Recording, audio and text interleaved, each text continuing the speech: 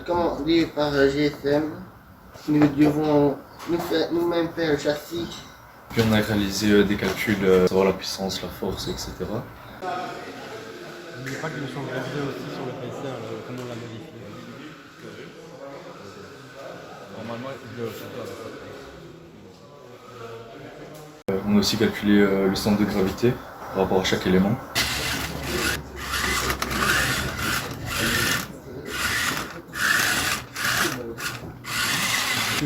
On cherchait en fait le châssis, ce qu'on allait faire, et après plusieurs discussions, on s'est dit que le meilleur serait le 3D.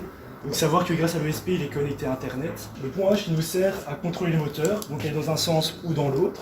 Ça nous permet de choisir les formes qu'on veut, lui mettre plus d'arrondis, on lui a mis des flammes par exemple. Il y a la légèreté. On a dû éclater le plan pour l'imprimer partie par partie. Ah oui, Après, il y a des défauts, mais ça... Non, c'est une pression 3D. Et à savoir aussi qu'on a mis un buzzer pour faire marche arrière comme les camions, le bout. On l'entend, oui. Ouais. On l'entend un peu.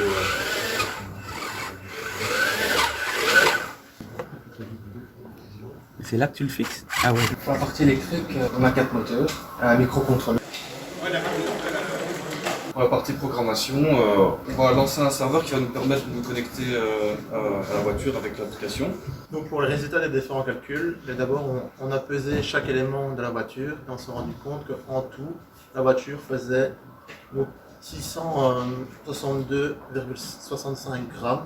La force motrice, on sait que c'est la masse pour l'accélération plus le poids pour le sinus alpha de la pente. En faisant cette vitesse divisée par le temps, on tombe à 0,526 mètres par seconde au carré.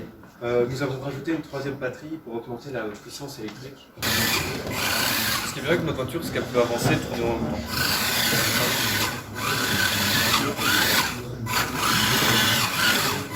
Ça fait bien fort. On a mis des suspensions. Et le choix du châssis, on a choisi de le faire en Lego.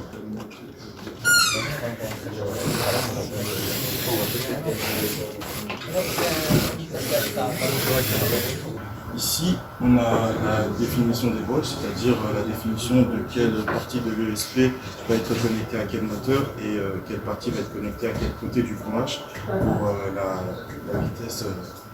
la vitesse et le sens de roue.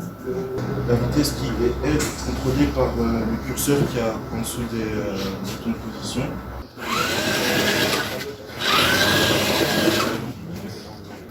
Bon, le SP c'est un microcontrôleur. On l'utilise beaucoup pour tout ce qui est Internet des objets. On a aussi le moteur courant continu. Mais on a aussi raccourci notre châssis. De base il dépassait des roues, mais c'était pas vraiment pratique. Donc c'est pour ça que notre projet est simple, efficace, mais on n'a pas pu s'attarder dans les détails d'une carrosserie.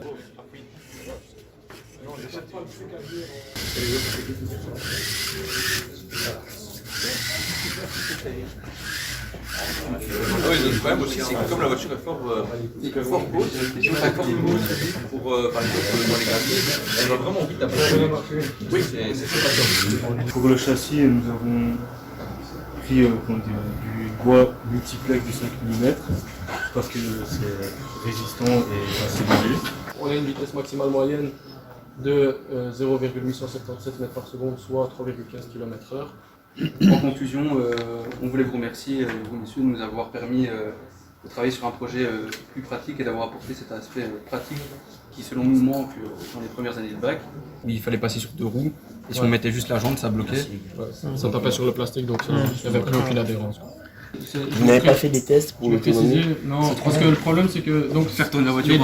Avec QE qui est rapide, qui avait de vitesse, avec de solide aussi. Pour le châssis, on a choisi de le faire en impression 3D et on a utilisé ici du TPE souple, donc un plastique a des bonnes propriétés élastiques.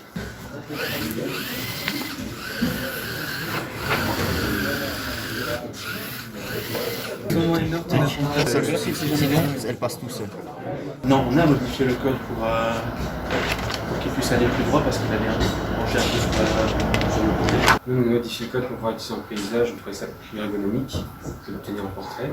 Après calcul, la tension au moteur sera de 6 volts, même en tenant en compte des pertes dues au pont RH.